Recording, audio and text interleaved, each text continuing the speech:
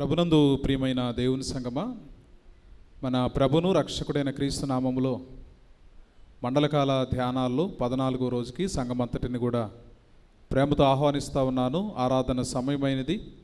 ప్రార్థనతో ఈ యొక్క ఆరాధన ప్రారంభం చేద్దాం. ప్రార్థింతుము. పరిశుద్ధుడు అయిన మా తండ్రి, ప్రేమ స్వరూపి, మీ ఘనమైనటువంటి నామానికి వందనాలు చెల్లిస్తూ ఉన్నాం. ఈ దినము పగటి వేళంతా మా సంఘ బిడ్డలు చేయించినటువంటి ప్రతి విధమైనటువంటి పనిపాటలు తోడుగా ఉండి కృప చూపించి ఈ మండలకాల ధ్యానాల్లో 14వ దినములోనికి మమ్మల్ని చేర్చినటువంటి విధానము కొరకై మీ కృతజ్ఞతలు చెల్లిస్తూ ఉన్నాం. రావలసినటువంటి బిడ్డలందరినీ మీ సన్నిధానములోనికి తీసుకుని రండి. వచనమేమో మా స్వరాలతో మిమ్మల్ని కీర్తించడానికి, గణపరచడానికి సహాయం చేయండి. ఈ దినాన మీ పక్షాన నిలవనైనటువంటి మీ దాసులను కూడా జ్ఞాపకం చేసుకుని ఆత్మచేత నింపి సంఘానికి కావలసినటువంటి వర్తమానముతో మీరు వాడుకునమని ప్రార్థిస్తూ ఉన్నాం.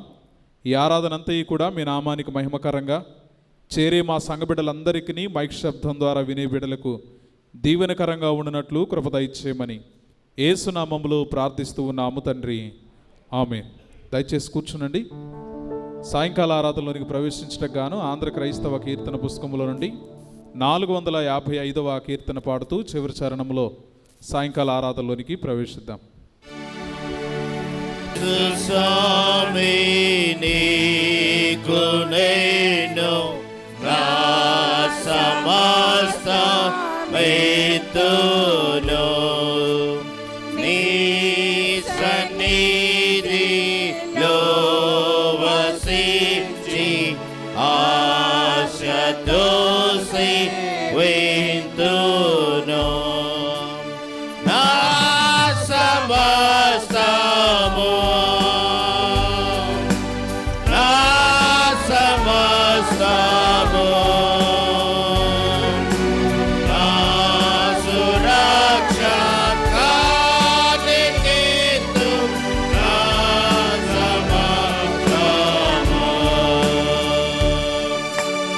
Jesus,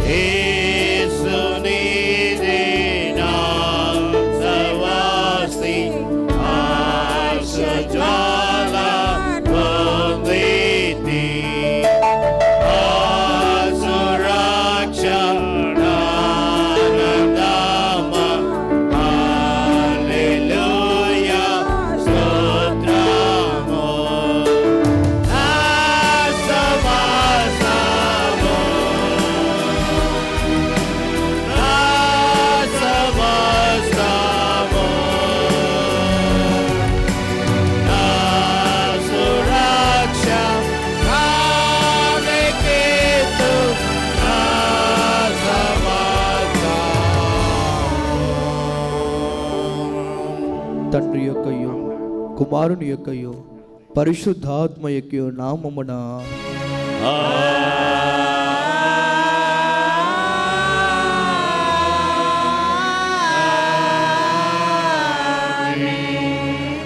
ఓ ప్రభువా, నా పెదవులను తెరువుము.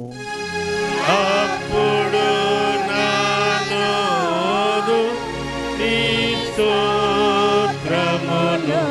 బయలుపరచును.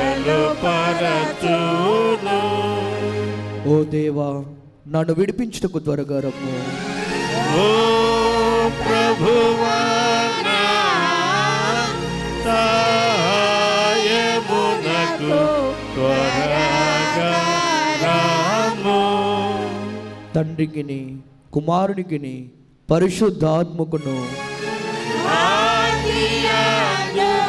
ఇప్పుడెల్లప్పుడు యుగయుగముల నుండునట్లు మహిమ కలుగుగాక.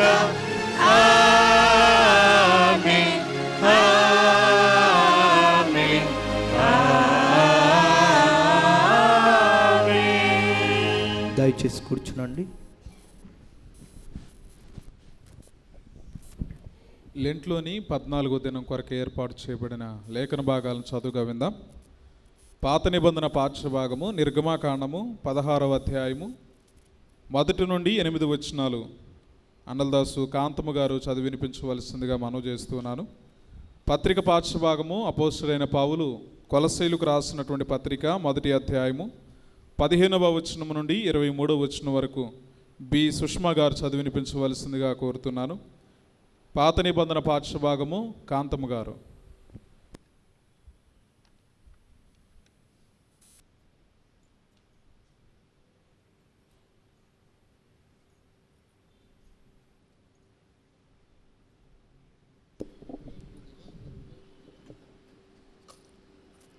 శ్రమలకాల ధ్యానంలోని 14వ రోజు కొరకు ఏర్పాటు చేయబడిన నిర్గమాకాండము 16వ అధ్యాయము 1 నుంచి 8 వరకు. నిర్గమాకాండము 16వ అధ్యాయము 1 నుంచి 8 వరకు ఇలాగ వ్రాయబడి ఉంది. తరువాత ఇశ్రాయేలీల సమాజమంతయును ఏలీము నుండి ప్రయాణమైపోయి వారు ఐగుప్తు దేశంలో నుండి బయలుదేరిన రెండవ నెల 15వ దినమున ఏలీమునకు సేనాయికిని మధ్యనున్న సీను అరణ్యమునకు వచ్చిరి. ఆ అరణ్యములో ఇశ్రాయేలీల సమాజమంతయు మోషే అహరోనుల మీద సణిగెను. ఇశ్రాయేలీయులు మేము మాంసము వండుకొను కుండల యొద్ద కూర్చుండి తృప్తిగా ఆహారము తినినప్పుడు యెహోవా చేతి వలన ఏల చావకపోతిమి. ఈ సర్వ సమాజమును ఆకలి చేత చంపుటకు ఈ అరణ్యములోనికి మమ్మను అక్కడ నుండి తోడుకొని వచ్చితిరని వారితో ననగా, యెహోవా మోషేను చూచి, ఇదిగో నేను ఆకాశం నుండి మీ కొరకు ఆహారమును కురిపించెదను. వారు నా ధర్మశాస్త్రమును అనుసరించి నడుతురో లేదో అని నేను వారిని పరీక్షించినట్లు ఈ ప్రజలు వెళ్ళి ఏనాటి బత్తెం ఆనాడే కూర్చుకొనవలెను. మరియు 6వ దినమున వారు తెచ్చుకొనిన దానిని సిద్ధపరచుకొనవలెను. వారు దినమున కూర్చుకొన దానికంటే అది 2 అంతలై ఉండవలెనెను. అప్పుడు మోషే అహరోనులు ఇశ్రాయేలీలందరితో, యెహోవా ఐగుప్తు దేశం నుండి మిమ్మును బయటికి రప్పించనని సాయంకాలం మందు మీకు తెలియబడును. యెహోవా మీద మీరు సణిగిన సణుగులను ఆయన వినుచున్నాడు. ఉదయమున మీరు యెహోవా మహిమను చూచెదరు.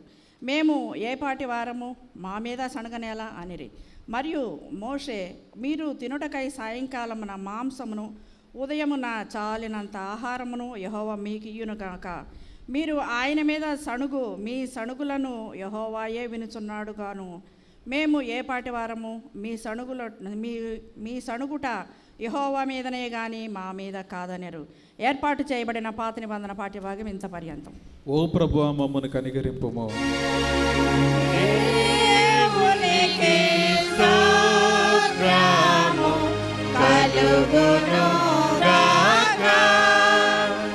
పత్రిక పాఠము బి సుష్మా గారు.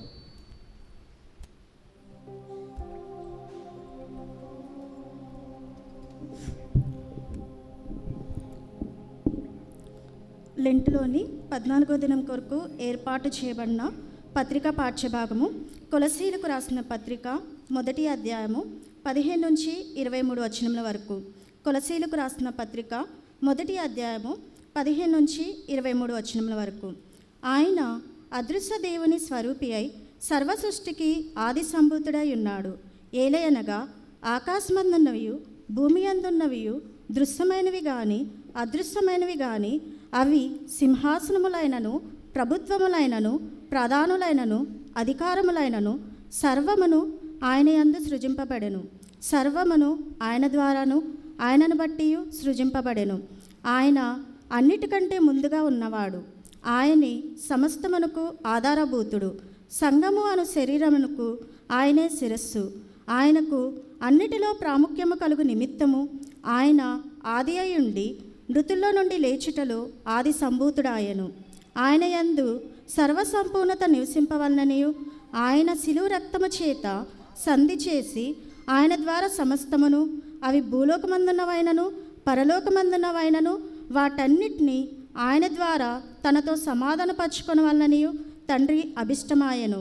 మరియు గత కాలమందు దేవునికి దూరస్తులను మీ దుష్క్రియ వలన మీ మనస్సులో విరోధభావము గలవారనై ఉండిన మిమ్మును కూడా తన సన్నిధిని పరిశుద్ధులుగాను నిర్దోషులుగాను నిరపరాధులుగాను నిలవబెట్టుటకు ఆయన మాంసాయుక్తమైన దేహమందు మరణము వలన ఇప్పుడు మిమ్మను సమాధానపరచెను. పునాది మీద కట్టబడిన వారై స్థిరముగా ఉండి మీరు విన్నట్టియు ఆకాశము కింద ఉన్న సమస్త సృష్టికి ప్రకటింపబడినట్టియు ఈ సువార్త వలన కలుగు నిరీక్షణ నుండి తొలగిపోక విశ్వాసమందు నిలిచియుండిన ఎడల ఇది మీకు కలుగును. పౌలను నేను ఆ సువార్తకు పరిచారకుడనైతిని. నేటి దినం కొరకు ఏర్పాటు చేయబడిన పత్రిక పాఠ్యభాగము ఇంత పర్యంతము. ఓ ప్రభువా మమ్మల్ని కనికరింపుము. దేవునికి స్తోత్రము కలుగును గాక. లెంటులోని 14వ దినము దేవునితో మనలను సమాధానపరిచిన క్రీస్తు అనేటువంటి అంశం ద్వారా ఈ దినాన మనకి వాక్య సందేశాన్ని అందించేటువంటి వారు మన సంఘ ప్రియులు అన్నదాసు శాంతయ్య గారు మన మధ్యలో ఉన్నారు. వారి వాక్యాన్ని అందించక ముందు ఆంధ్ర క్రైస్తవ కీర్తన పుస్తకముల నుండి 183వ కీర్తన పాడుతూ వాక్య ధ్యానంలోనికి ప్రవేశిద్దాం.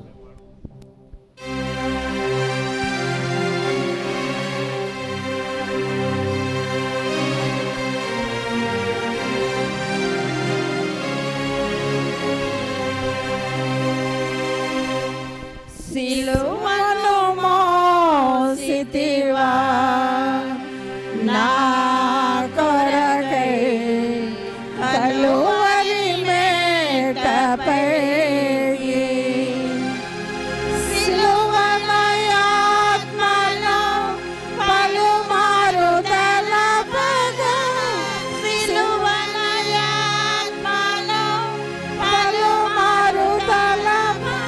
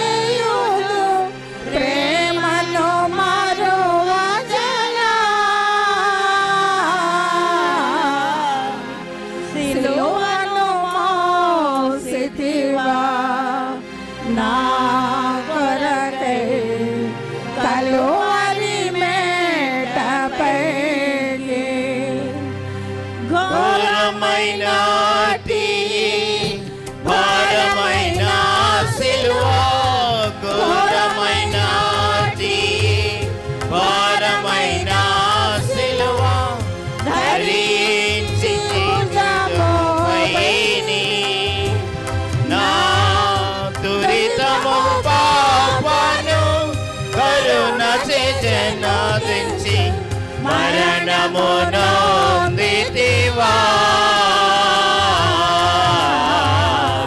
సిలువను మోసితివా నా కొరకై కలువరి మేటపై కలువరి మేటపై కాలు సేతులెల్లా కలువరి మేటపై కాలు సేతులెల్లా చీలలతో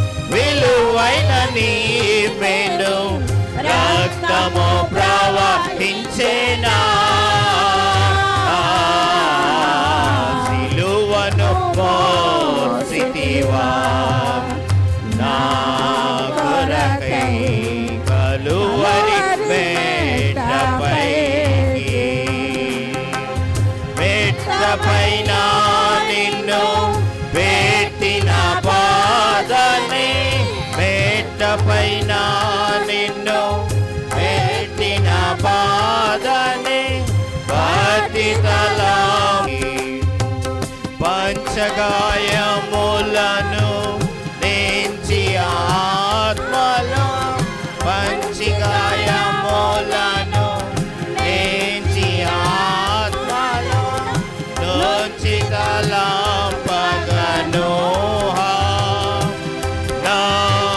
మించిన దురితము రుచి పఠించిరా సాక్ష్యము వచ్చే భూమికి సిలువను మోసితివా నా కొరకై కలువరి మేటపైకి.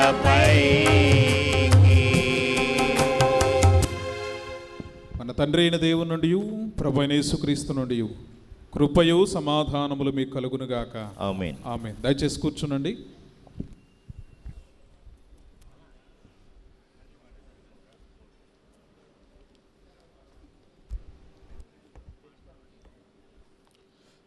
మొదటిగా నాకు ఇట్టి అవకాశాన్ని కలిగించిన త్రియేక దేవునికి నా హృదయపూర్వక కృతజ్ఞతాస్తుతులు చెల్లిస్తున్నాను.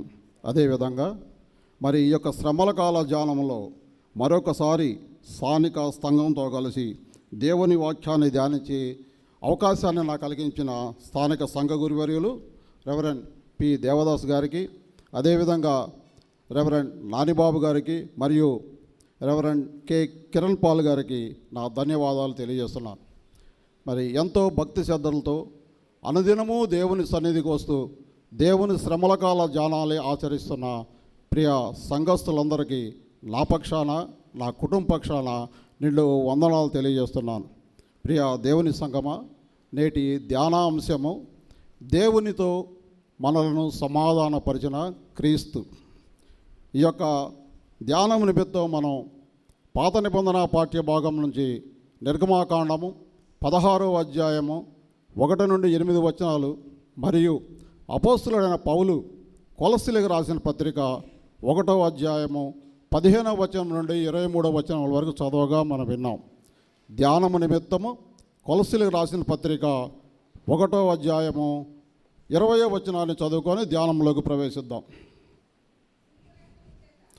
ఆయన శిలువ రక్తం చేత సంధి చేసి ఆయన ద్వారా సమస్తమును, అవి భూలోకమందైనను పరలోకమందైనను వాటన్నిటినీ ఆయన ద్వారా తనతో సమాధానపరచవలని తండ్రి అభిష్టమాయను. చిన్న ప్రార్థన చేసుకొని ధ్యానంలోకి ప్రవేశిద్దాం.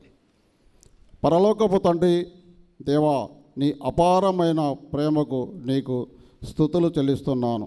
క్రీస్తు ద్వారా మమ్మలను దేవునితో సమాధానపరిచినందుకు మీకు కృతజ్ఞతాస్తుతులు చెల్లిస్తున్నాను.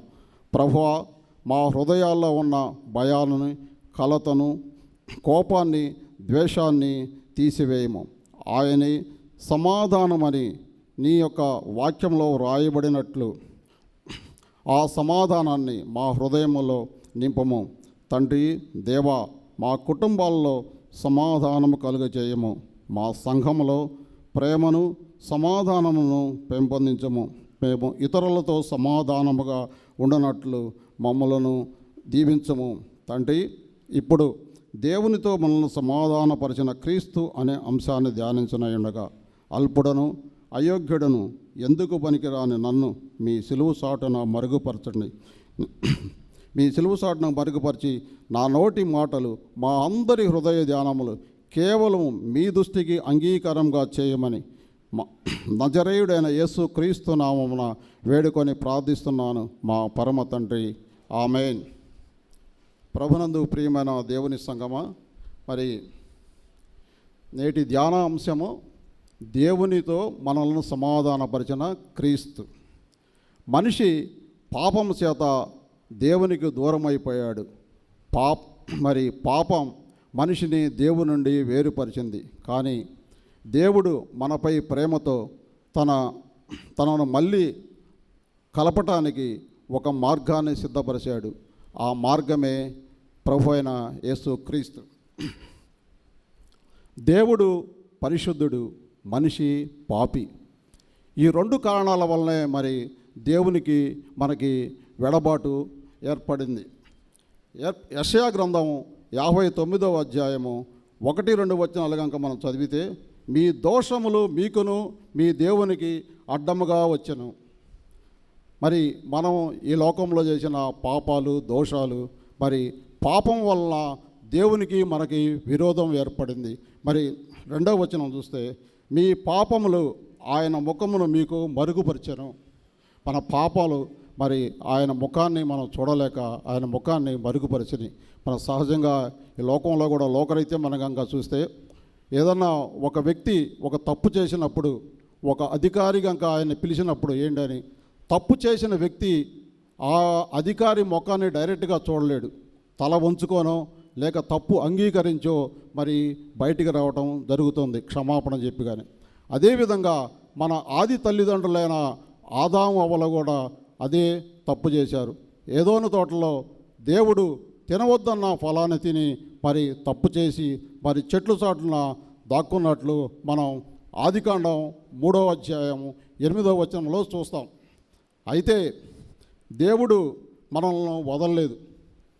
ఆ రోజు మనల్నే కాదు, ఆ రోజు తప్పు చేసిన పాపం చేసిన ఆదాము వలన కూడా వదలలేదు. మరి ఆదాము అవ్వలు వాళ్ళు దిగంబర్లుగా ఉన్నామని తెలుసుకొని చెట్లు చాటును దాక్కున్నప్పుడు వారికి చర్మాయ చొక్కాలు తయారు చేసి వాళ్ళకి తొడిగించడం జరిగింది. ఆదికాండం 8వ అధ్యాయము 21వ వచనంలో మనం ఈ యొక్క ఉదాంతాన్ని చూస్తాం. మరి మనల్ని తిరిగి తనతో కలిపే ప్రయత్నం దేవుడు క్రీస్తు ద్వారా చేశాడు. దేవుని నుండి దూరమైన మనలను ప్రభు అయిన యేసు క్రీస్తు తన రక్తం ద్వారా దేవునితో మనల్ని సమాధానపరిచాడు. అనగా దేవునికి మానవుకి సమాధానకర్తగా లేక మధ్యవర్తిగా యేసు క్రీస్తు ప్రభు వారు ఈ లోకానికి రావడం జరిగింది.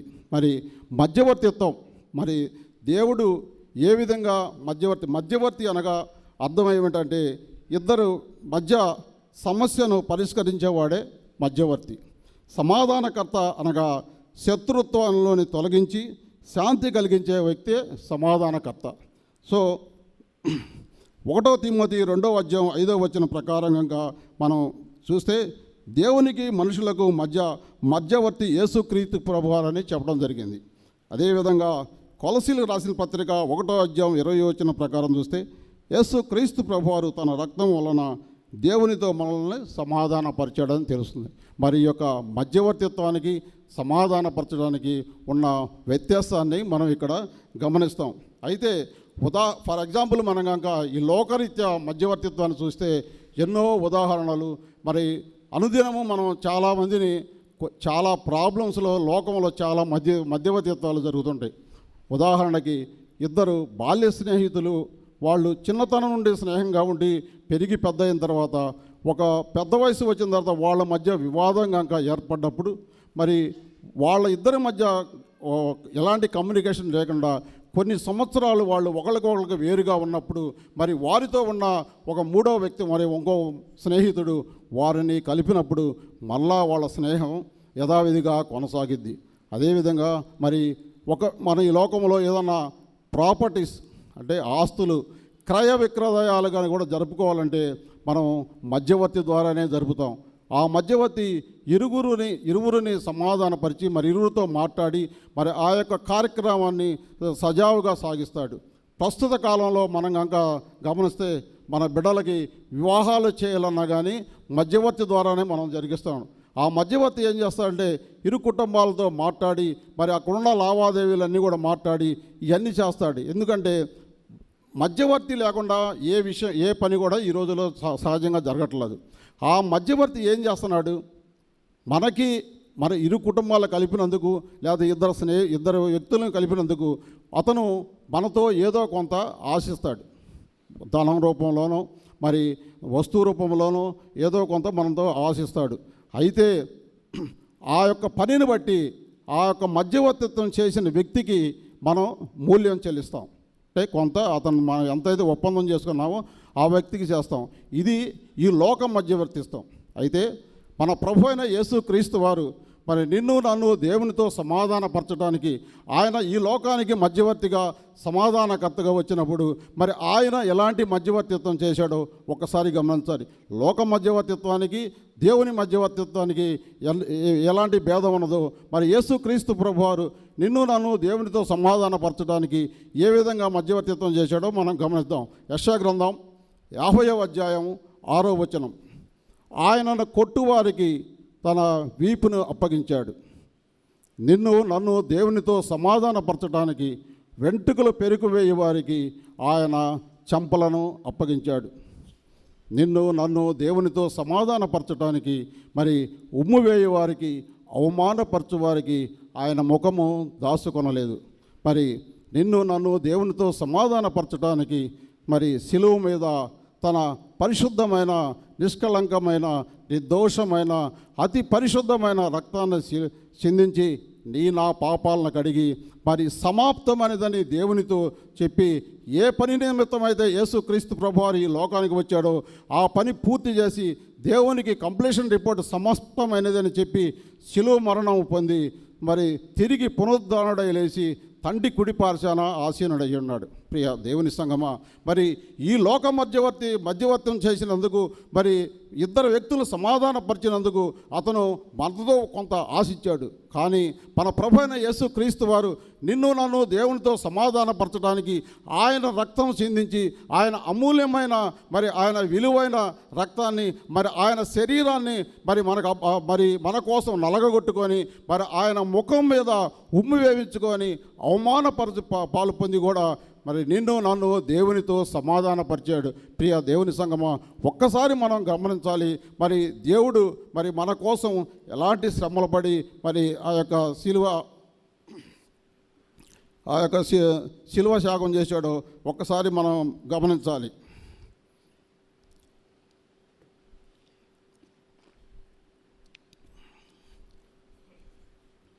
అయితే పాత నిబంధన కాలంలో దేవుని మాట వినక ఇశ్రాయేలు జనాంగాన్ని గూర్చి మనం కొద్దిసేపు ధ్యానిద్దాం. పాత నిబంధనలో దేవుడు ఇశ్రాయేలు ప్రజలను మన్నాతో పోషించాడు. అదేవిధంగా కానీ కొత్త నిబంధనలో క్రీస్తు తన రక్తంలో దేవునితో మనల్ని సమాధానపరిచాడు. పాత నిబంధన పాఠ్యభాగం మనం చదివి ఉన్నాం.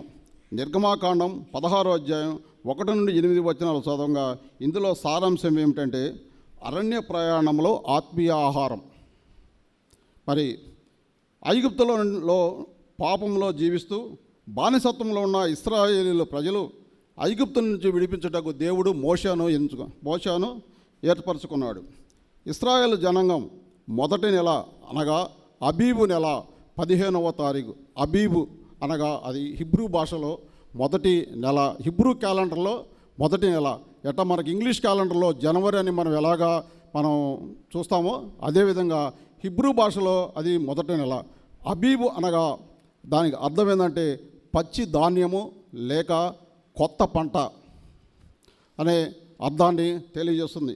మరి ఆ అబీబు నెల 15వ తారీఖున మరి ఐగుప్తు నుండి ఏలీం అనే ప్రదేశం నుండి మరి ఈ ఇశ్రాయేలు జనాంగము మోషే ద్వారా మొదటిగా ఎర్ర సముద్రం దగ్గరగా మొదట విడతగా ఎర్ర సముద్రం దగ్గరికి వచ్చారు. మరి ఇశ్రాయేలు ప్రజల్ని ఐగుప్తు నుంచి నడిపిస్తున్నప్పుడు మరి వారికి తోడుగా మోషే మరియు వాళ్ళకి ముందుగా దేవుని దూత మరియు మేఘస్తంభం వారికి ముందుగా నడిచి వారిని ఎర్ర సముద్రం దగ్గర తీసుకురావడం జరిగింది. ఎర్ర సముద్రం క్రాస్ అయిన తర్వాత వాళ్ళు సీను అరణ్య 2వ నెల 15వ తారీఖున సీను అరణ్యానికి చేరుకున్నారు. మరి సంఖ్యాకాండము 33వ అధ్యాయము 10-11 వచనాలు చూద్దాం.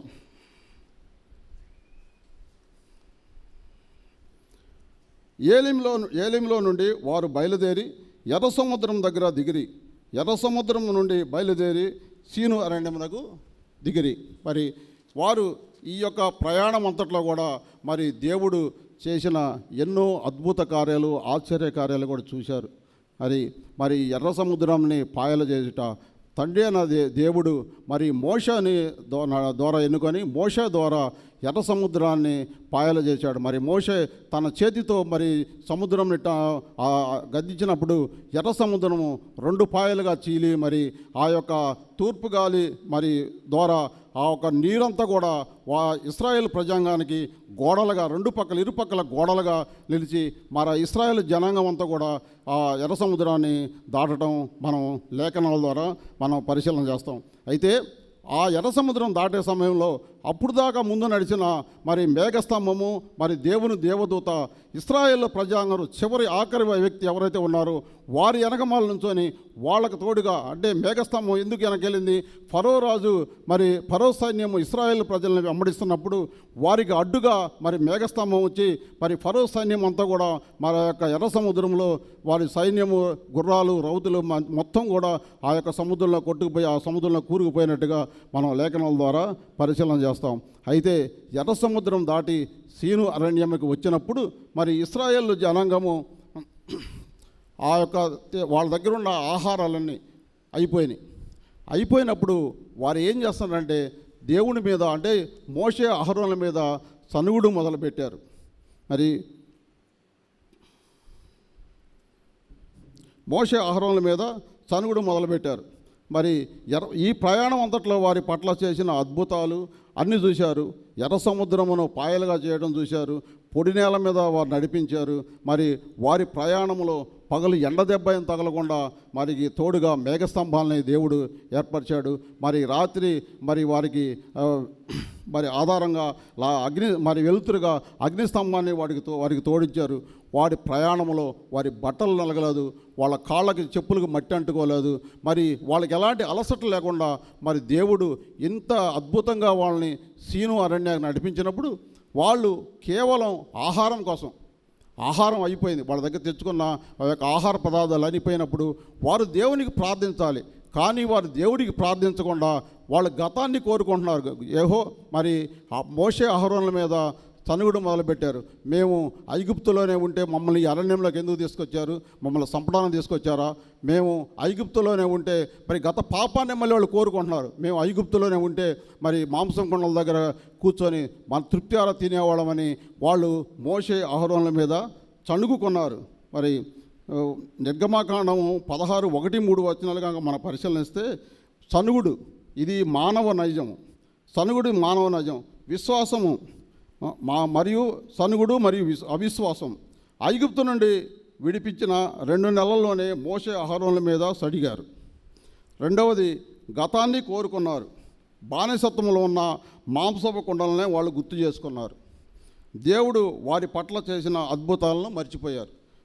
దేవుడు వారి పట్ల చేసిన అద్భుతాలు, ఆశ్చర్యకార్యాలు మరి అన్నింటినీ కూడా మర్చిపోయి వాళ్ళు కేవలం ఆహారం కోసం మేము ఎలా ఈ యొక్క అరణ్యంలో జీవిస్తామనే భయము, ఆహారం కోసం వాళ్ళ లోకాలని వెనుకున్నారు. కానీ దేవుడి మీద ఆధారపడలేదు. ప్రియ దేవుని సంగమా, మనం కూడా ఈ లోకంలో ఆ విధంగానే చూస్తున్నాం. మన జీవితంలో కష్టాలు రాగానే దేవుని కృపను మర్చిపోతాం, మరి సనుకుంటాం. మనం కూడా అన్ని కష్టాలు నాకే వచ్చి నేనే కనపడ్డానా అని ఆ భాష అంతా మనందరికీ సహజంగా తెలిసిందే. ఈ ప్లేస్లో మనం మాట్లాడే విషయాలు కాదు అది. కానీ మళ్ళీ నంబర్ 2 ఏమంటే పాపము నుండి విడుదల పొందిన మనం మళ్ళీ పాతలోకపు ఆశల వైపే చూస్తుంటాం. మనం పాపాన్ని విడిచిపెట్టి మరి దేవుని సన్నిధిలో భక్తి శ్రద్ధలతో కనుక మనం నడుస్తూ మన జీవితం కొనసాగించినప్పుడు మరి దేవుడు మనకేదన్నా ఆపదలో మనకేదైనా కష్టాలు వచ్చినప్పుడు ఇవన్నిటిని వదిలిపెట్టి దేవుడు చేసిన కృపలు, మంచితనాలు అన్నీ కూడా మనం పక్కన చేసిన అన్నింటినీ వదిలిపెట్టి మళ్ళీ మన పాత జీవితాన్ని మనం కోరుకుంటాం. ఆ రోజు ఇశ్రాయేలు ప్రజలు కూడా ఇదే చేశారండి. ఈరోజు మనం అదే చేస్తున్నాం. ఆ రోజు ఇశ్రాయేల్ ప్రజలు కూడా అదే చేస్తున్నాడు. రెండవది నిర్గమాకాండ 16:4-8 వచనాలను మనం పరిశీలన చేస్తే మన్నా అనుగ్రహం. మరి ఈ రకంగా సనుగుతున్న ప్రజలకు ఆహారం కోసం సరుగుతున్నప్పుడు దేవుడు వారికి ఆహారాన్ని మన్నాని వాళ్ళకి ఇచ్చాడు. మన్నా అనుగ్రహం అనగా ఆకాశపు ధాన్యమును వారికి వర్షింపజేశాడు. ఆకాశం నుండి ధాన్యాన్ని వారికి వర్షింపజేశాడు. కీర్తనల గ్రంథం 78:24 మరి సణుగుతున్న ప్రజలకు దేవుడు ఆకాశం నుండి ఆహారాన్ని కురిపించాడు. ఇది దేవుని శిక్ష కాదు, ఆయన ప్రేమ. మరి ఎన్ని అనుకున్నా ఎన్ని చేసినా దేవుడు ప్రేమమయుడు, జాలిగల దేవుడు కనుక ఎన్ని చేసినా కానీ వాళ్ళకి ఆహారంగా మరి మన్నాని వాళ్ళకి ఇచ్చాడు. మరి ఆగిన పాలన, వాళ్ళని నా ఆజ్ఞను వాళ్ళు పరిపాలిస్తున్నారా లేదా అని చెప్పి దేవుడు వాళ్ళని పరీక్షిస్తున్నాడు. ప్రజలు నా ధర్మశాస్త్రం అనుసరించి నడుతురో లేదా అని వారిని శోధించుతున్నాడు. మరి ఇది దేవుని పరీక్ష.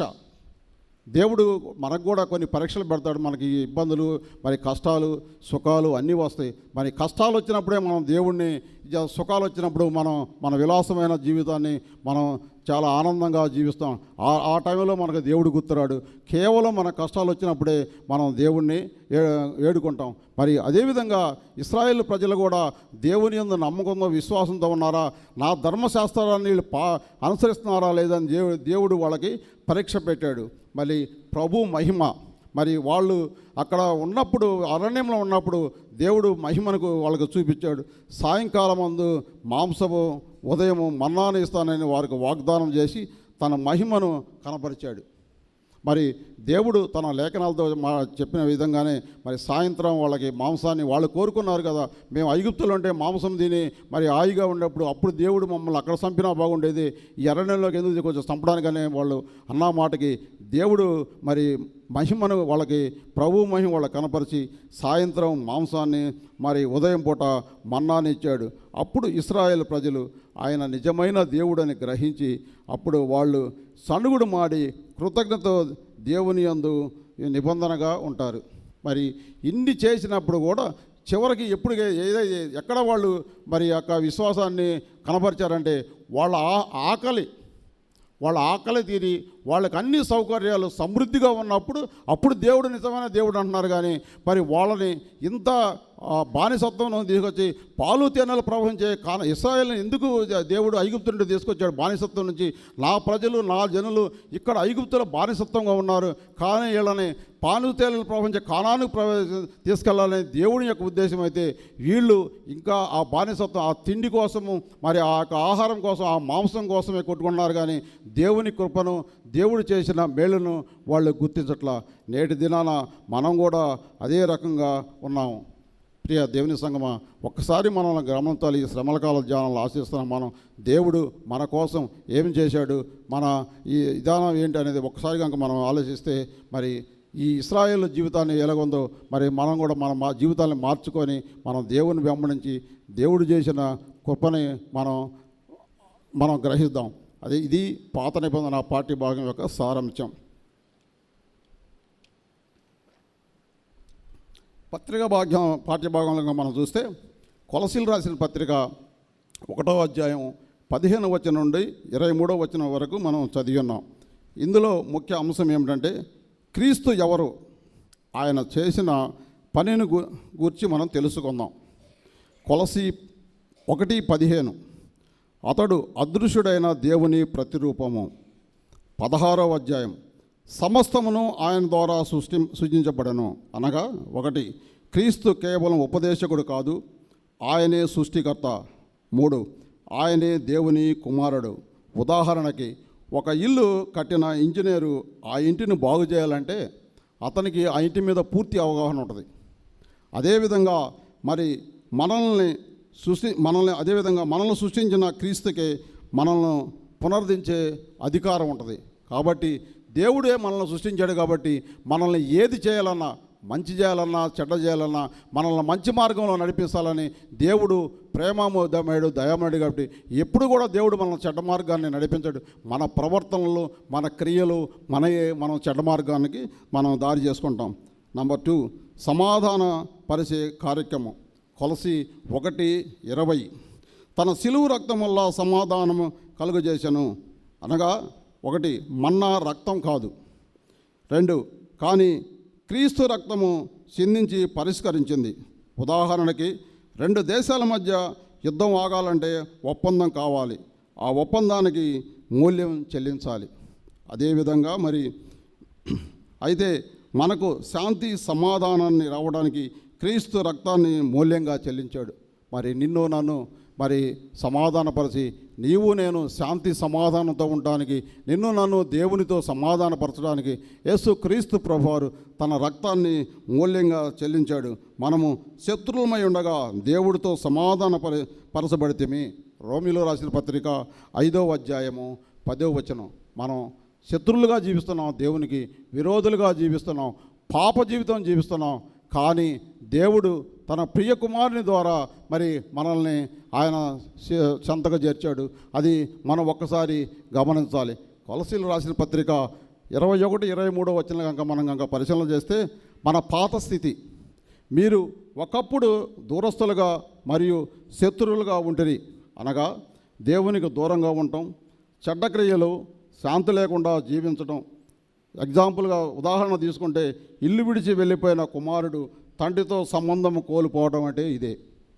ఒక కుమారుడు ఇల్లు విడిచి బయటికి వెళ్ళిపోయినప్పుడు మరి ఆ తల్లిదండ్రులతో తండ్రితో ఎలాంటి సంబంధం ఉండదు.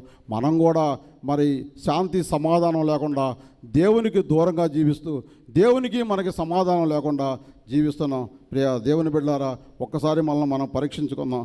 కొలసీలు రాసిన పత్రిక 1వ అధ్యాయం 22వ వచనం చూస్తే, తన శరీరం అందు మరణం వలన మనల్ని సమాధానపరచను. 1, పవిత్రులుగా చేయుట, నిందలేని వారిగా చేయుట, దేవుని సన్నిధిలో నిలబెట్టుట. మరి ఆయన శరీరం వలన మరి మనల్ని మరి ఏ విధంగా పవిత్రంగా చేస్తున్నాడో ఒకసారి మనం నిందలేని వారిగా మనల్ని చేస్తున్నాడు, దేవుని సన్నిధిలో మనల్ని నిలబెడుతున్నాడు. మరి మనం ఏ రకంగా జీవిస్తున్నామో ఒకసారి మన శరీరాన్ని పోషించింది క్రీస్తు, ఆత్మను రక్షించాడు. వాళ్ళు ఇశ్రాయేలు ప్రజల మన్నానే కోరుకున్నారు, కానీ క్రీస్తుని అంగీకరించాల. మరి మన్నా కేవలం ఆ అరణ్య ప్రయాణంలో వాళ్ళకి మరి ఆకలిని తీర్చింది, కానీ మరి మన్నా శరీరాన్ని పోషించింది, ఆ శరీర ఆకలిని తీర్చి శరీరాన్ని పోషించింది. కానీ క్రీస్తు మట్టికి క్రీస్తు రక్తము ఆత్మను రక్షించింది. ప్రియ దేవుని సంగమా, ఒక్కసారి గమనించండి. కొలసీలు రాసిన పత్రిక 1వ అధ్యాయం 23వ వచనం కనుక పరిశీలన చేస్తే, విశ్వాసంలో స్థిరులుగా ఉండాలి, విశ్వాసంలో నిలవాలి, పాత జీవితం విడవాలి, కొత్త జీవితంగా జీవించాలి. అప్పుడే మనము దేవునితో సమాధానపరచబడతాం. ఈరోజు ఈ వాక్యాన్ని వింటున్న ప్రతి ఒక్కరూ మమ్మల్ని మనం పరీక్షించుకోవాలి. నేను ఇంకా మన్నాపైనే ఆధారపడి ఉన్నానా, అనగా భౌతిక ఆశీర్వాదం, భౌతిక ఆహారం కోసమే మనం ఆధారపడి ఉన్నామా, లేక క్రీస్తులో నిజమైన సమాధానాన్ని పొందుతున్నానా అని మనల్ని మనం ఒకసారి పరీక్షించుకోవాలి. మరి మనం ఇంకాను ఇన్న తర్వాత ఇంత చేసిన తర్వాత కూడా మరి మనం మన్నా కోసమే మరి ఆధారపడి ఉన్నామా, లేక క్రీస్తు యొక్క సమాధానంతో మనం సమాధానపరచబడ్డామా, ఒకసారి మనం పరీక్షించుకోవాలి. ఇప్పుడు మనం మన్నా అండ్ క్రీస్తు సమాధానం మధ్య ఉన్న వ్యత్యాసాన్ని కొద్ది నిమిషాలు పరిశీలన చేద్దాం. మన్నా శరీరాకలికి పరిష్కారము, క్రీస్తు సమాధానము ఆత్మీయ విరోధానికి పరిష్కారం. మన్నా తాత్కాలికం, అది కొంతవరకే మరి ఆకలి తీర్చడానికే పనికి వస్తుంది. క్రీస్తు సమాధానంగా ఉంటే మనం శాశ్వత కాలం జీవిస్తాం. మన్నా రోజు ఉదయాన్నే వాళ్ళకి పడే ఆహారము. క్రీస్తు సమాధానం ఒక్కసారి సిలువలో పూర్తయింది. మరి యేసుక్రీస్తు ప్రభువారు నా పాపాలన్నీ కూడా సిలువ మీద తన అమూల్యమైన రక్తాన్ని సిందించి నా పాపాలన్నీ కడిగి ఒక్కసారి మరి మన పాపాలన్నీ కూడా పూర్తి చేశాడు. మన్నా అరణ్య ప్రయాణానికి, కేవలం మన్నా ఆహారం వాళ్ళకి అరణ్య ప్రయాణానికి సరిపోయింది. క్రీస్తు సమాధానం పరలోక జీవనానికి మరి దారి తీసింది. ప్రియ దేవుని సంగమా, గమనించాలి, మన్నా మరణాన్ని ఆపలేదు. ఆహారం మనం ఎంత తిన్నా, ఎన్ని రకాలు, ఎంత ఖరీదైన భోజనం తిన్నా కానీ మరి మన మరణాన్ని మన్నా ఆపలేదు. క్రీస్తు సమాధానం నిత్య జీవాన్ని ఇస్తుంది. మరి మన్నా తిన్న శరీరానికి మరణం తప్పలేదు. ఎన్న తిన్నా మరణం తప్పలేదా? క్రీస్తును నమ్మితే నిత్య జీవముకి కలుగుతుంది, నిత్య జీవం కలుగుతుంది. మరి క్రీస్తుని నమ్ముకొని కనుక మనం జీవిస్తే మనం తప్పకుండా నిత్య జీవానికి వారసులం అవుతామని దేవుడు తన వాక్యాల ద్వారా మనతో మాట్లాడుతున్నాడు. మీ తండ్రులు అరణ్యములో మన్నా తిని మరణించారు. క్రీస్తు చెబుతున్నాడు, నేనే జీవాహారము. యోహాను సువార్త 6వ అధ్యాయము 35-51 వచనాల్లో మనం పరిశీలన చేసుకోవచ్చు. మన్నా తిరుగుబాటు చేసిన వారికి ఇచ్చింది. ఇశ్రాయేలు ప్రజలు ఆహారం లేదనే దేవుని మీద తిరుగుబాటు చేసినప్పుడు యేసుక్రీస్తు ప్రభువారు, తండ్రి అయిన దేవుడు వాళ్ళకి మన్నాను అనుగ్రహించాడు. కానీ క్రీస్తు శిక్షను భరించి క్రీస్తు శిక్షను తానే భరించి ఇచ్చిన సమాధానం. నన్ను దేవునితో సమాధానపరచడానికి క్రీస్తే మరి మన కోసం, మన నిమిత్తం తాను శిక్షను భరించాడు. తాను శిక్షను భరించి మరి నన్ను దేవునితో సమాధానపరిచాడు. మనకు ఈ లోకంలో సమాధానం కావాలంటే మనం క్రీస్తును విశ్వసించాలి. క్రీస్తును విశ్వసించిన వారికి దేవునితో సమాధానం, క్రీస్తును విశ్వసించిన వారికి దేవునితో సమాధానం, హృదయములో శాంతి, పాప క్షమాపణ, కొత్త జీవితం.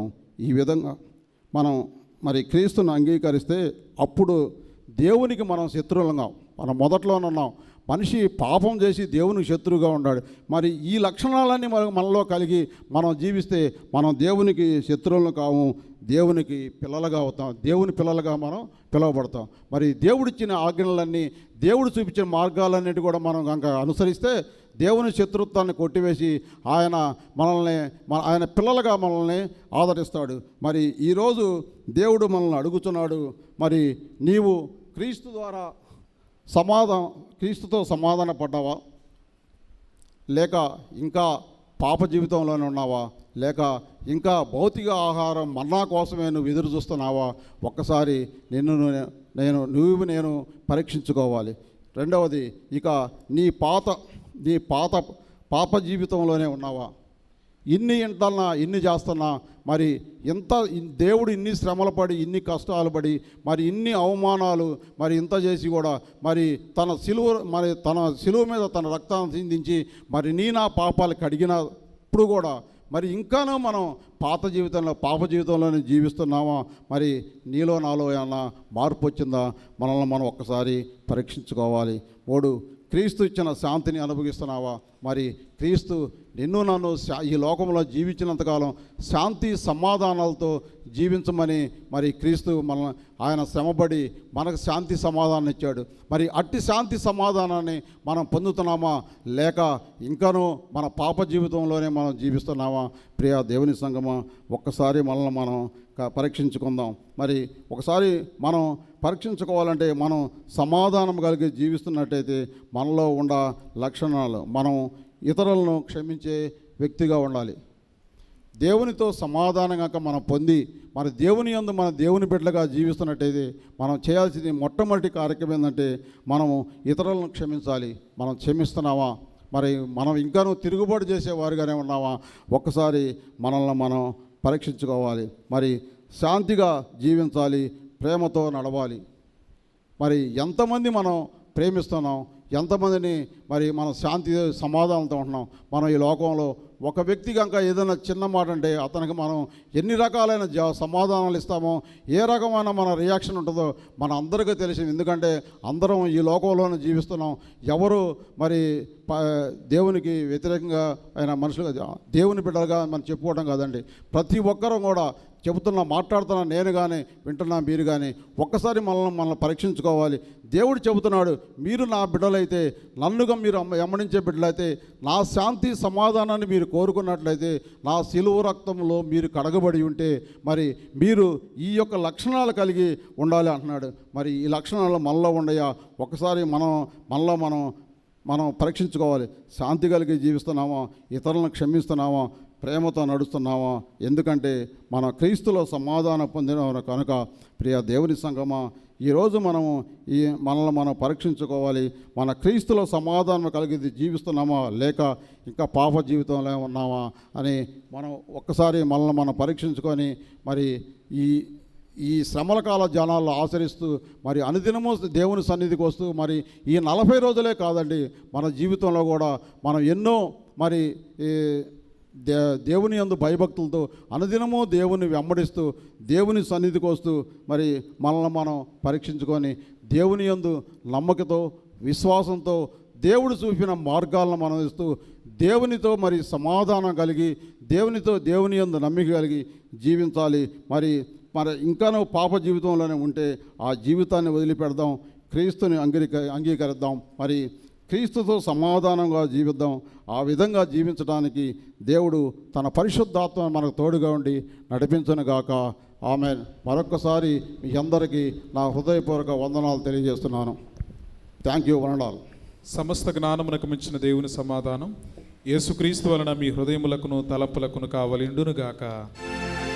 దహన బలి నీకు ఇష్టము మరియు దైవ బలులు విరిగిన ఆత్మయే యెహోవా దేవ విరిగిన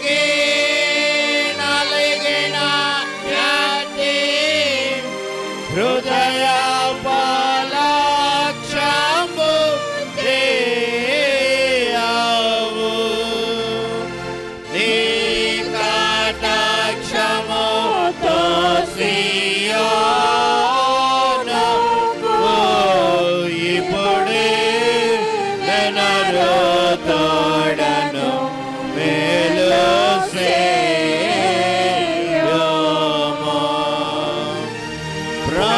ప్రకటముగాను యెరూషలేమునకు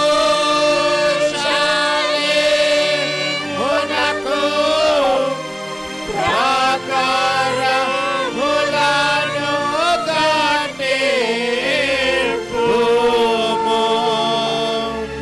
అంతటా నీతియుక్తములు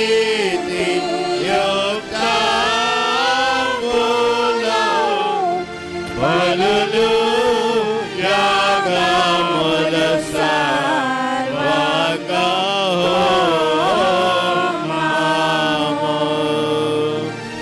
ఎంతో ఇష్టమౌ బలిపీఠము మీద ఎన్నో కోడెల జనుల పేతురు దహన బలి నీకు ఆయిసము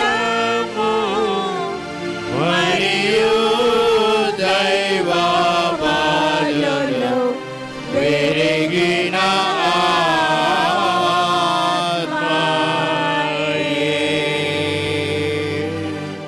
దయచేసి కూర్చోనండి. ఈ మండలకాల ధ్యానాల్లో 14వ దినం మనకి దైవ వాక్యోపదేశాన్ని అందించినటువంటి మన ప్రియులు అన్నల్దాస్ శాంతి గారికి నేను వందనాలు తెలియజేస్తా ఉన్నాను. రేపు మనకి వాక్యాన్ని అందించేటువంటి వారు మన సంఘ ప్రియులు జట్టి సుబ్బారావు గారు రేపు మనకి వాక్యాన్ని అందించనై ఉన్నారు. ఈ విషయాన్ని సంఘ బిడ్డలు గమనించవలసిందిగా మనవి చేస్తూ ఉన్నాను. 1-2 అనౌన్స్మెంట్స్ గమనించండి. వుడ్నగర్ వాస్తవులు దాసి చటర్జీ బాబు గారి యొక్క కుమారుడు దాసి మనోజ్ బాబు జ్ఞాపకార్థం వారి కుటుంబ సభ్యులు 25 కుర్చీలు మరి దేవుని సన్నిధికి ఇచ్చారు. వారికి నేను వందనాలు తెలియజేస్తూ ఉన్నాను. మరొకటి కుడారి మరియమ్మ గారి జ్ఞాపకార్థం వారి కుటుంబ సభ్యులు శ్యాంబాబు సుభాషిణి గారు కమ్యూనన్ కొరకై 5 బాటలు ద్రాక్షారసం ఇచ్చారు. వీరికి నేను వందనాలు తెలియజేస్తూ ఉన్నాను. ప్రార్థన చేసుకుందాం. మోకరించగలిగినటువంటి వారు మోకరించండి. చివరి ప్రార్థన ప్రభు నేర్పిన ప్రార్థన దీవెనతో ఈ యొక్క ఆరాధనను మనం ముగించుకుందాం. ప్రార్థింతుము. మహోన్నతుడైన మా తండ్రి, కృపగలిగిన మా దేవ, మీ పరిశుద్ధమైన నామానికి వెలలేని స్తుతులు చెల్లిస్తూ ఉన్నాం. ఈ మండలకాల ధ్యానాల్లో గడిచిన దినాలన్నీ మీ కృప మాతో ఉంచి 14వ దినములోనికి మమ్మలను చేర్చినటువంటి గొప్ప దేవుడవు. కీర్తనల ద్వారా మిమ్మల్ని స్తుతించాము, ఆరాధన ద్వారా మీరు మహిమనొందారు. మీ దాసులను మీ పక్షంగా నిలువబెట్టుకుని మాట్లాడినటువంటి వాక్యము కొరకై మీ కృతజ్ఞతలు. విత్తబడిన వాక్యము ప్రతి బిడ్డ జీవితంలో భద్రపరచబడి వాక్యానుసారమైనటువంటి జీవితాన్ని బిడ్డలు కలిగి జీవించటానికి కృప చూపించమని ప్రార్థిస్తూ ఉన్నాం. ఈ ఆరాధనలో తలలు ఉంచినటువంటి సంఘ బిడ్డలందరి కొరకై పేరు పేరున ప్రార్థిస్తూ ఉన్నాం. ప్రతి దినము ఈ మండలకాల ధ్యానాల్లో మిమ్మల్ని అత్యాశక్తితో ఆరాధిస్తున్నటువంటి బిడ్డలందరినీ మీ పాదాల చెంతకి తీసుకొస్తా ఉన్నాం. బిడ్డలు చేయించున్నటువంటి పనులు, ఉద్యోగాలు, వ్యాపారాలు, చేతివృత్తి పనులు, బిడ్డల చదువులు సమస్తం ఎరిగినటువంటి దేవుడు వారికి అసాధ్యతాన్ని దీవెనకరంగా మలచండి. మా సెయింట్ మార్క్స్ దేవాలయం కలిగినటువంటి కుటుంబాలను మీ పాదాల చెంతకి తీసుకొస్తా ఉన్నాం. సండే స్కూల్ బాలబాలికలు, యవన బిడ్డలు, స్త్రీలు, పురుషులు, వృద్ధుల కొరకై ప్రార్థిస్తూ ఉన్నాం. బిడ్డలను ఎంతకాలమో మీ కృపలో కాచిన దేవుడు చదువుచున్న బిడ్డలకు మంచి జ్ఞానాన్ని ఇవ్వండి. విశేషంగా మరి ఇంటర్మీడియట్ పరీక్షలు రాస్తున్నటువంటి బిడ్డలకు జ్ఞానమును, తెలివిని, వివేచనను, రాయటానికి శక్తిని, ఆరోగ్యాన్ని మీరు అనుగ్రహించండి. బిడ్డల అవసరతల్లో మీరు తోడుగా ఉండండి, కృప చూపించండి. ఈ దినాన జన్మదినం జరిపించుకుంటున్నటువంటి బిడ్డలుంటే సంవత్సరం అనే దయాకిరీటం, రెట్టింపైనటువంటి దీవెన ఆశీర్వాదములు వారితో ఉంచండి. మనుషుల యొక్క జీవితాల్లో కష్టకాలాల్లో, శ్రమల్లో, బాధల్లో మీరు తోడుగా ఉండి వాటి నుంచి మీరు విడుదలనిచ్చి సమృద్ధికరమైనటువంటి జీవితాన్ని వారికి అనుగ్రహించండి. అనారోగ్య పరిస్థితులు, దీర్ఘకాలిక వ్యాధులతో ఇబ్బంది పడుతున్నటువంటి బిడ్డలుంటే పరిపూర్ణమైన ఆరోగ్యమును, సంపూర్ణమైనటువంటి స్వస్థత కొరకై మీ సన్నిధిలో వేడుకుంటా ఉన్నాం. మీ దాసుని మాటలు ఆయా స్థలాల్లో ఉండి ఆలకించినటువంటి మా యొక్క నైబర్స్ అందరి కొరకై ప్రార్థిస్తూ ఉన్నాం. వినటి వలన కలిగేటువంటి విశ్వాసమును బట్టి వారి నడుములను కట్టి మీ కృపలో జ్ఞాపకం చేసుకుని బిడ్డలను మీరు బహుగా దీవించమని ప్రార్థిస్తూ ఉన్నాం. ఈ ఆరాధనలో మిమ్మల్ని మంచి కీర్తనల ద్వారా స్తుతించిన మా సంఘ కోయర బృందాన్ని మీరు దీవించండి. సంగీతాన్ని అందించినటువంటి మీ ప్రియకుమారుని ఆశీర్వదించండి. మా సెక్షన్స్ను వారి పరిచర్యలు మీరు తోడుగా ఉండమని ప్రార్థిస్తూ ఉన్నాం.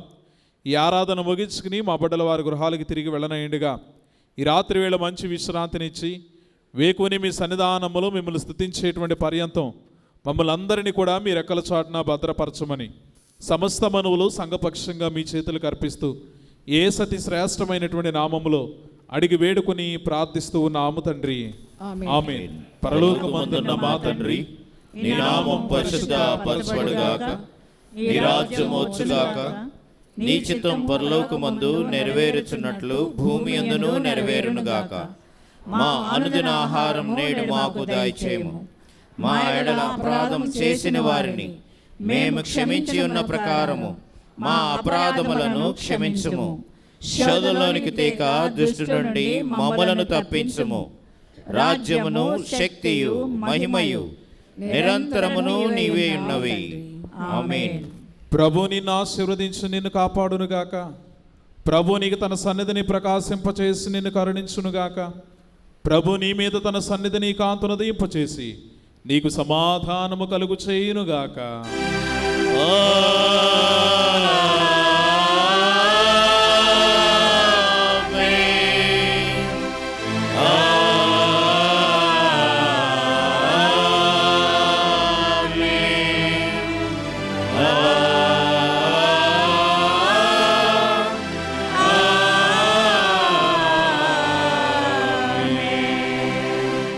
సిలువను మోసితివా నా